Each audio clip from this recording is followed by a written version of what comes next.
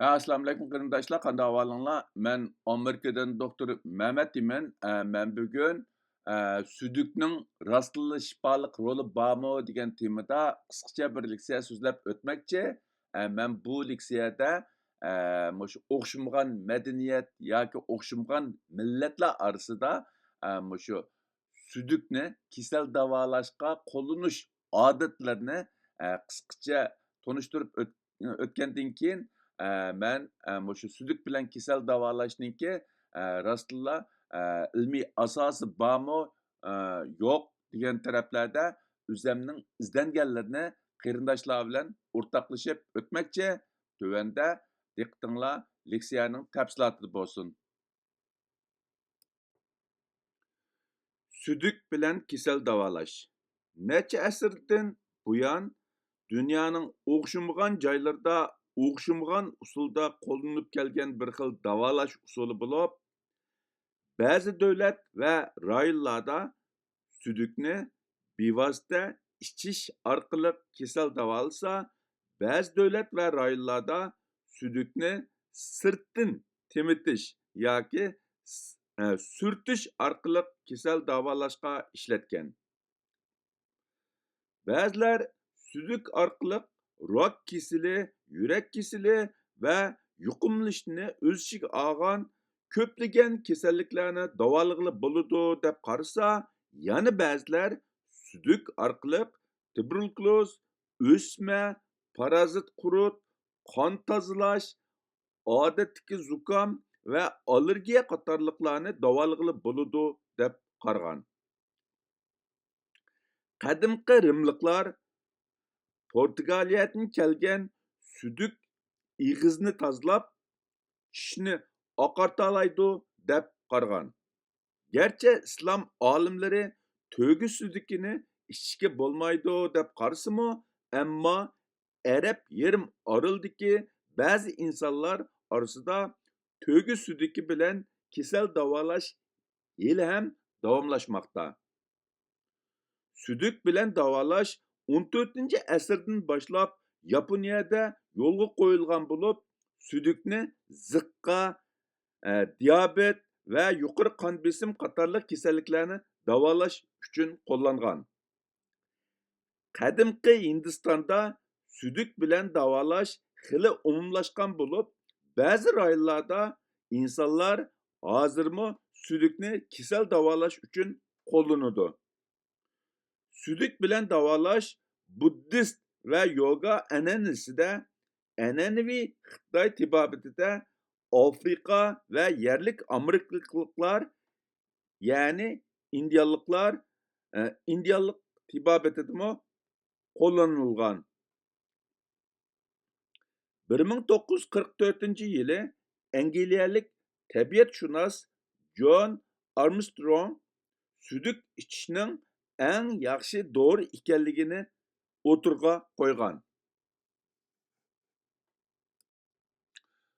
Yaqindan buyon tabiiy sog'lomlikni tashabbus qilguvchilar sudukning tuvandagidek shifoliq rolining borligini o'tirg'a qo'ymoqda. Birinchisi, ig'izdagi jarohatlarni saqaytish. Ikkinchisi, ko'zning ko'rish quvvatini yaxshilash. Uchinchisi, badanda kam bo'lgan ozuqliq moddalarni to'liqlash.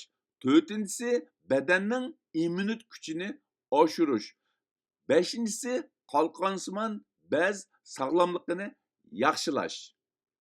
Bular mushu yaqindan buyon ba'zi tabiiy sog'lomlikni tashabbus qilguvchilar o'tirg'a qo'ygan sudukning shifoliq roli. Bularning zodi ilmiy asosi bormi yo'qmi degan vaqtida men tuvanda uni mushu ilmiy jurnallarda e'lon qilgan maqolalar orqali bir-birlab o'tirib qo'ymoqchi.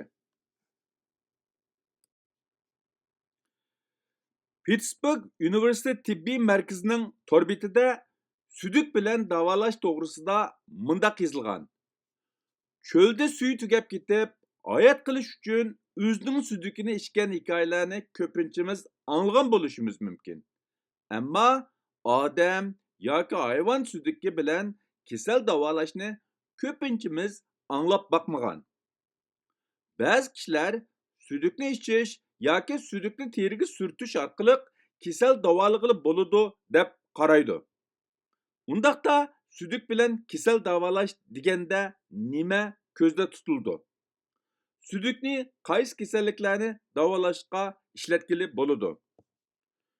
Suduk bilan kesel davolash necha ming yillik tarixga ega bo'lib, qadimgi Rim, Hindiston, Gresiya qatorliq madaniyatlarda kishilarning sog'lomlik sababidan suduk ishlatganligi xotirlangan. Yaqinqi yillardan buyon suduk bilan davolashni tashabbus qiladigan kishilar suduk bilan ko'plagan kasalliklarni davolag'ili bo'ladiganligini o'tirg'a qo'yishmoqda. Masalan, donixo'rak, rak kesili, har xil zaxma, jarohat, zukam, yurak kesili, har xil yalloq, Parkinson kesili, o'pka yallig'i, har xil ter kasalliklari. Ba'zilar yuqorqi bu kasalliklarni suduk bilan davolag'ili bo'ladi deb qarashmoqda. 1999-yili Amerika Böğrek ilmiy jurnalida e'lon qilingan sudukning tibobatda qo'llanilishi degan bu maqolada attiganlik sudukni ichish orqali virus yoki bakteriyadan yuqumlanish qatorliq nurg'un kasalliklarga tavsiya qilingan bo'lib, suduk ichgan tunji kunda ko'rilgan ko'ngli ilishish, qusish, bosh og'rish, bosh qiyish, ish surish yoki qizish qatorliq aks ta'sirlar doklad qilingan. Sudukning tarkibidagi uriya, suduk kislotasi, hormon yoki ba'zi enzim qatorliq moddalar sudukni ichib kasal davolashda muhim deb qaralgan. Sudukni sirtdan qo'llanib kasal davolash usullari sudukni kasal joyga surkash, suduk bilan yuyish, sudukni ko'zga, burniga va quloqqa temitish, jarohatni yuvib tozalash qatorliqlarni o'z ichiga oladiganligi o'tirg'a qo'yilgan. Ko'rayotganinglar Pan Afrika tibbiy jurnalida 2010-yili e'lon qilingan ilmiy maqola bo'lib, uning temasi oltin buloq, suduk. Hech kim sizga deb bermagan shifoliq dorimi bo'lib, uningda tovandikilar bayon qilingan. Ming yillar mobaynida dunyoning har qaysi joylarida odam yoki hayvonlarning sudukini ichish yoki sirtdan qo'llanish orqali kasal davolab kelgan. U to'g'risida Yevropada qadimgi Misr, Gresiya va Rimdan kelgan retseptlar bor. Qadimgi tibobatchilikning nurg'un ortiqchiliklari Rim imperiyasi yemirilgandan keyin unutilgan bo'lsa-mu, ammo suduk va boshqa ajratmalar, ya'ni badan suyuqliklarini ishlatish o'tira asrda davomliq olqishga erishgan. Qadimgi Hindiston yoga tekstlari va Xitoyning qadimgi tarixiy materiallarida o'zining sudukni ichishning foydasi borligi tasvirlangan.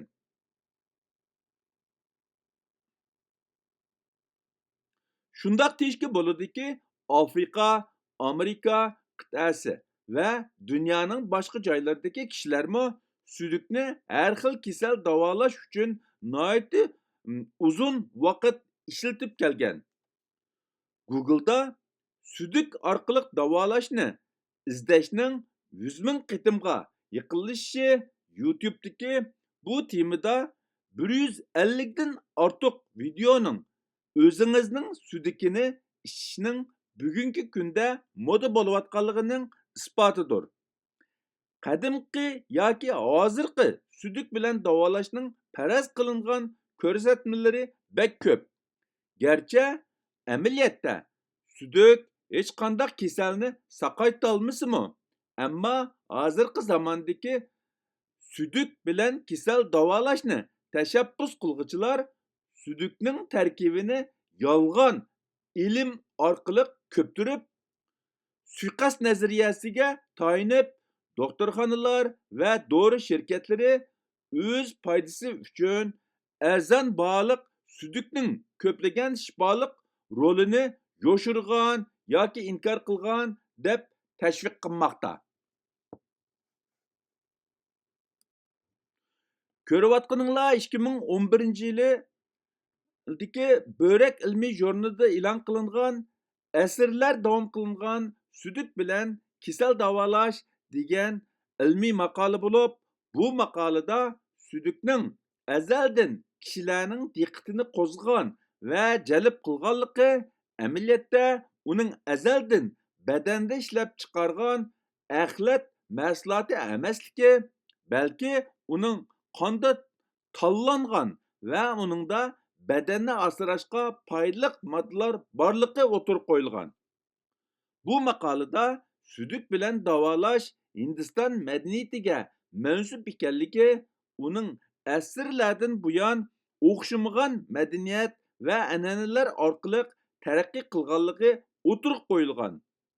Misrliklardan Yahudiylar, Gresiyaliklar, Rimliklar va o'rta asr va gulinish davrigacha bo'lgan xotirlar südük bilan kasal davolashni isbotlaydigan bo'lib, bu odat yaqinqi davrlarda, ya'ni 18-asrdan hozirgacha davom qilmoqda.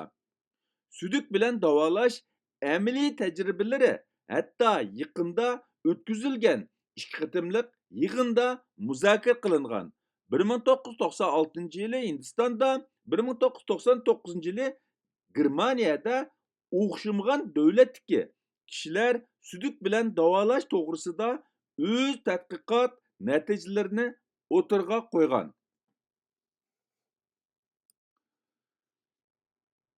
Undaqda bu südükninki tarkibida qandaq moddalar bor, ya'ni ularning ichida qaysilari odam badaniga foydali yoki kasal ishlatishda muhim degan vaqtimizda 24 soatlik südük va uning tarkibiga qarab chiqishimizga to'g'ri keladi. Sog'lom balog'atga yetgan odam 24 soat ichida 1-2 litr südük ajratib chiqadigan bo'lib, ya'ni suvni ko'proq ichgan vaqtida 2 litr südük ajratib chiqargan bo'lsa, suvni oz ichganda yoki ko'p terlagan vaqtida kam deganda 1 litr südük ajratib chiqargan bo'lib, uning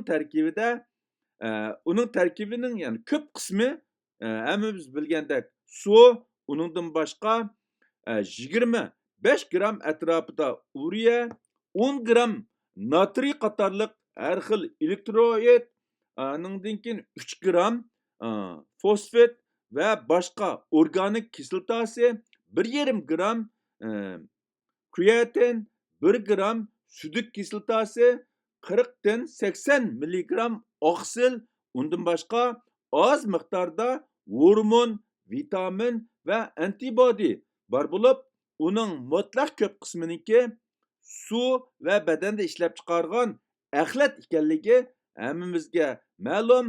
Qolgan qismi kasal davolashga yetkidak miqdorda bo'lmasdan nihoyat oz bo'lganligi uchun uning kasal davolashdagi ahamiyatini asosan hisobga olmasak bo'ladi. Ya'ni nihoyat oz miqdordagi hormon, vitamin va antibodiyalar bular garchi kasal davolashda foydali moddalar bo'lsa-mu, ammo uning südükdə ajratib chiqargan miqdori nihoyat oz bo'lganligi uchun ko'pincha mutaxassislar uni hisoblashning zaruriyati yo'q deb qaramoqda. Buningdan qargan vaqtida yana men yuqori deb o'tgandagidek südükninki tarkibining mutlaq ko'p qismi suv va badandan ajratib chiqargan axlat bo'lg'achqa uni kasal davolashda qo'llanishninki ko'p ilmiy asosi yo'q. Ko'rayotganinglar Pittsburgh Universitet tibbiy markazining tor betida e'lon qilingan südük bilen davalash siz uchun yaxshimi degan maqola bo'lib, uningda südük bilen davalashning hech qanday ilmiy asosi yo'qligi o'tirg'i qo'yilgan.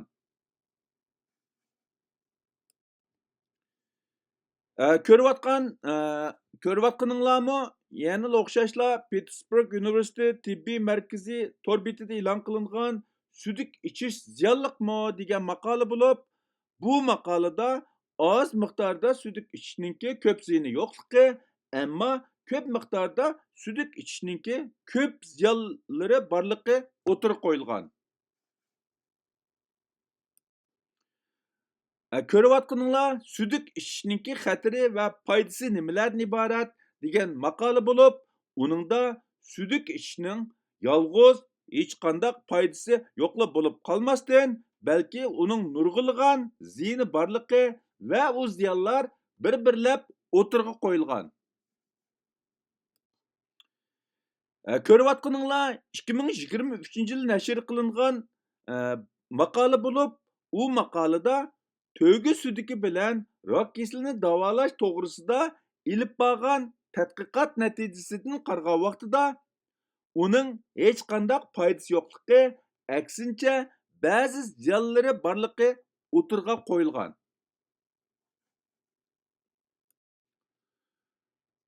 Undaqda bu südük bilan kasal davalash mumkinmi yoki südük bilan kasal davalashning ilmiy asosi bormi degan vaqtida yuqoriqilarga asoslangan vaqtida tuvandagidek xulosa chiqarish mumkin. Südük bilan kasal davalash to'g'risida har xil qarashlar bor bo'lib, ko'pincha mutaxassislar uning hech qanday ilmiy asosi yo'q bo'lib qolmasdan, balki aksincha uning belgilik xatiri borligini o'tirg'a qo'yishmoqda.